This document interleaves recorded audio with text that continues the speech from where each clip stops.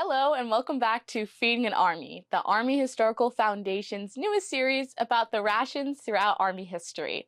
Today we'll be going over World War I and World War II rations. Now to begin with World War I, the rations didn't change much from previous wars, like even the Civil War, but what we do see is an increase in the nutritional value just because the rations were increased, and also things like butter were added, again, just to boost up some of that nutritional value.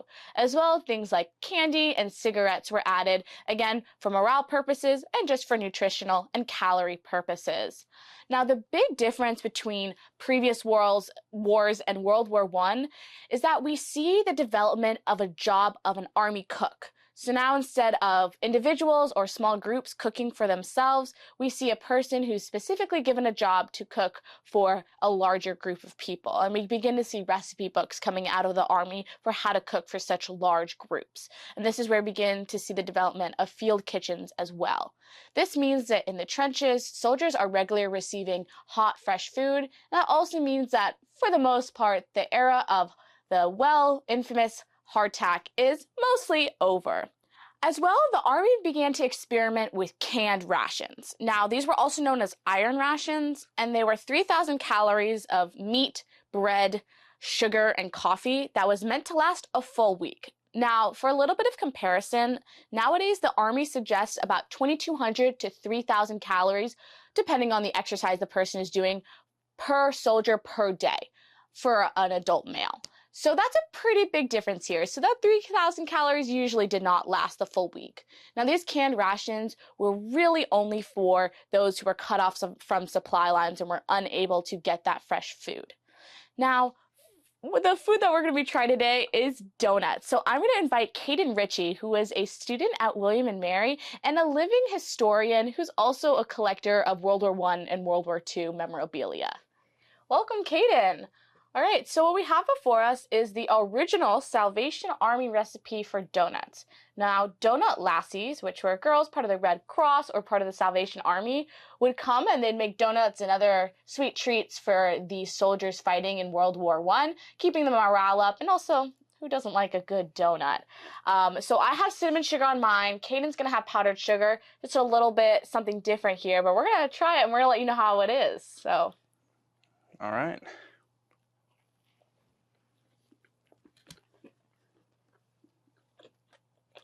I took too big of a bite. That's pretty good. That is pretty good. You know, now I'm going to be honest. I did make these last night. I think they would have been better fresh, but for a day-old donut, I think they're pretty good. Yeah, my compliments to the chef. Oh, thank you. So, Caden, would you like to tell us a little fun fact about World War I? Well, this is what is known as an M1910 mess kit. They were developed in 1910, and this was kind of the earliest version of the what came to be the standard Army mess kit. You know, these the style can still be seen up through World War II and really into the Vietnam era. This is a very standardized style that had its origins really in the M1910 mess kit. Now, another little fun fact, while the term Doughboys did not originate during World War I, these type of sweet treats that the Red Cross and Salvation Army made for the American soldiers definitely did not help them stop being called the Doughboy nickname. So these definitely perpetuated that nickname for our American soldiers fighting in World War I. And I can see why. They're quite doughy. We're going to move on to World War II now. Now, during the interwar period between World War I and World War II, the experimenting with canned and ready-made rations really took off. So by the time that we get to World War II, most of the rations that are eaten are going to be either canned or boxed and are definitely not fresh. Now, so we have three main types of rations during World War II. We have K rations, C rations, and D rations. The K rations were going to be lighter, less calories, and much easier to carry, and they were specifically designed for paratroopers or troops who couldn't carry as much supplies. Now, they were sequestered into three boxes, one per meal.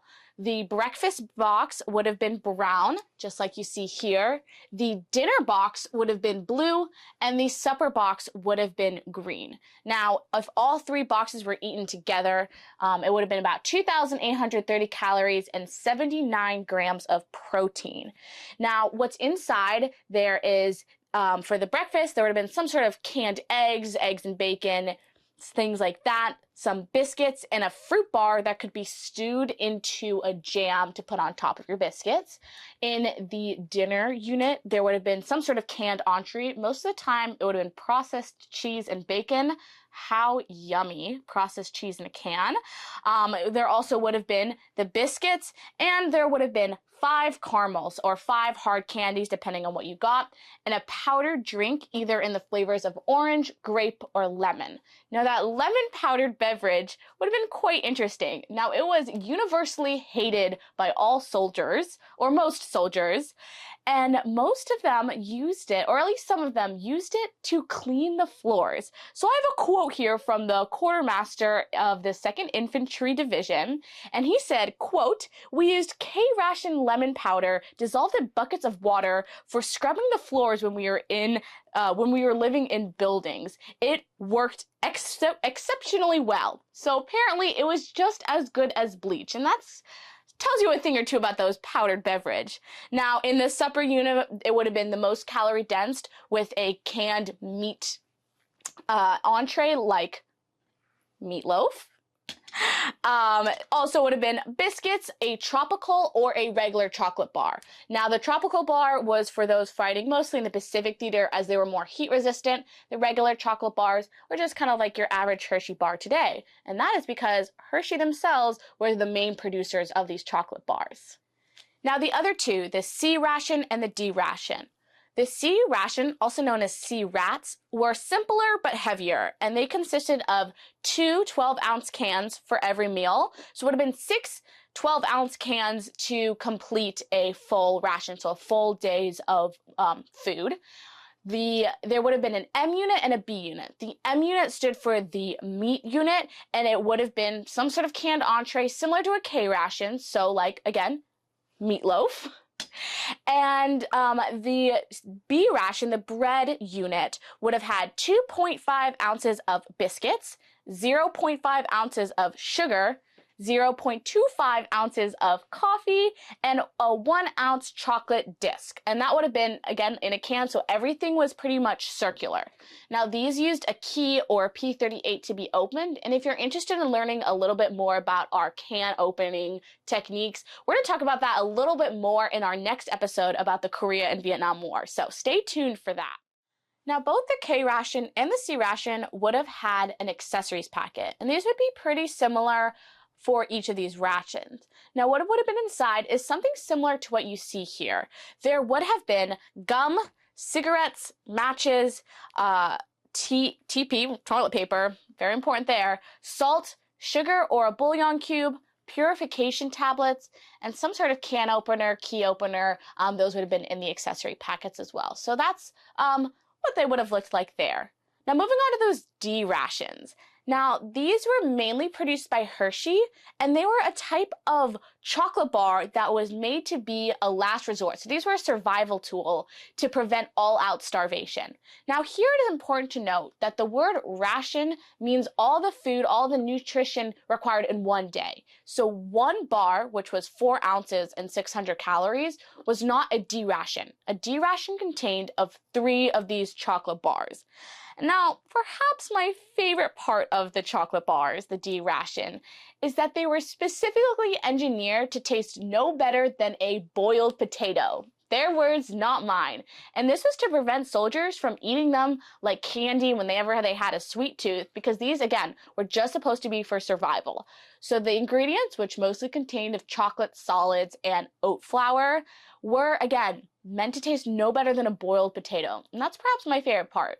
And again, if you're interested in seeing what that might taste like, those also we talked about in our next video. So again, stay tuned. Remember to hit that subscribe button so you can see that next video. Now, I did say that most of the food eaten during World War II would have been some sort of these rations that I just talked about, but there was also sometimes they would have gotten cooked food, like regularly prepared food. And one of these instances is the American soldiers that were preparing for the D-Day invasion of Normandy. So these soldiers would have been preparing in England, and the morning of D-Day, they would have gotten a pretty hearty breakfast. Now, there are plenty of sources talking about this breakfast. It consisted of eggs, bacon, toast, and juice, and absolutely everybody raved about it. And that's because they were given as much as they wanted. Now, a American paratrooper of the name Donald Burgett, he was part of the 101st Screaming Eagles Paratrooper Airborne Division. He actually said that the food was so good and there was so much, it was like a, quote, banquet. So they were getting some good food sometimes.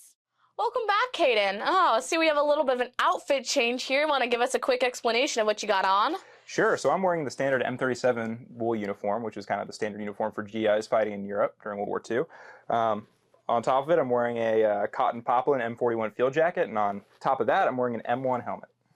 Sounds good. All right. So the first thing, so what we have here at the table, we have something that's evocative of a K ration. Now, none of this is accurate. This was all made in my house. So again, not accurate, but evocative of what would have been in a K ration. So we have our canned entree. We have some turkey meatloaf here. We have some sweet biscuits. There were many different types of biscuits that would have been in both the K and the C ration. But here we have a softer, definitely more of a biscuit than a cracker, and it's a little bit sweet. And we also have some of our sweet chocolate bar. This is not a tropical bar, so this is not impervious to heat, but just something sweet. So we're gonna dig right into our meatloaf here. Ooh, a little tough. A little tough. All right. It's actually pretty good. It's actually pretty good. It's cold, but we were a little worried about that. We were a little worried about the temperature of it, but I'm actually quite enjoying this. Yeah. Got good flavor. Yeah. Now, this is probably much, much, much better than what the actual soldiers would have been eating. We're going to dig in some of our sweet biscuit, too. So again, if you saw our last video, the hardtack video, this is going to be a lot softer than that, and I'm not going to break a tooth trying to chip off a piece, so. Yep, just your average biscuit, a little bit dry. It would have been great with some jam. If you're in that K ration, that fruit bar, you could get some hot water, stew it into jam. Would have been great on something like this. And then the chocolate is just, you know, your average piece of chocolate. Tastes just like a Hershey bar. So, Caden, you know a lot about World War II.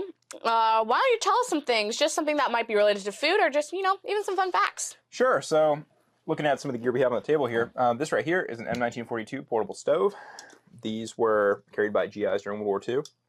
If you've seen the movie To Hell and Back, which is featuring the story of Medal of Honor recipient Audie Murphy, you might recall a famous scene where someone has a portable stove in their gas mask bag, gets caught on barbed wire, and they end up getting killed. That's something that was kind of it was indicative of a problem that existed during World War II, where these stoves were kind of heavy. They were not very, you know, easy to transport. And so a lot of times what they would do is they would pick up German foldable stoves called Esbit stoves, which were much smaller, operated on fuel tablets instead of a gas tank like you see here, and they would prefer those. Also, a lot of the things we've been talking about, the K rations, the C rations, etc., they were kind of designed for in the field use, but when soldiers were pulled back off the line, they would often eat out of a field kitchen. So this is what this is. This is a serving tub from a field kitchen, and you can see this is a ladle. These actually came off of a small detachment field kitchen, which was aimed to serve about 200 to 250 people. But they saw limited use during World War II. In the ETO and the PTO, very limited use. Were more used in Korea and Vietnam. But it still goes to show that, you know, the field kitchen was a very prominent part of feeding soldiers during World War II. Well, thank you so much, Caden, and also thank you so much for providing almost all the different equipment that you saw in this video today. Now, just a little plug, Caden is also a YouTuber, so if you want to see some more of him, you can check out his YouTube at Rich History. So again, I'll link that down in the description below, but he's got some great stuff on his YouTube channel. So again, thank you so much for joining us and trying my food. Thank you for having me. Thank you so much for joining us in this episode of World War I and World War II. I really hope that you enjoyed it. Again, if you did enjoy this video, please make sure you hit that like button down below and that you subscribe. And if you want to support our cause and really help the Army Historical Foundation keep doing what we do, please make sure to visit armyhistory.org and make a donation, or just look up some more history information there.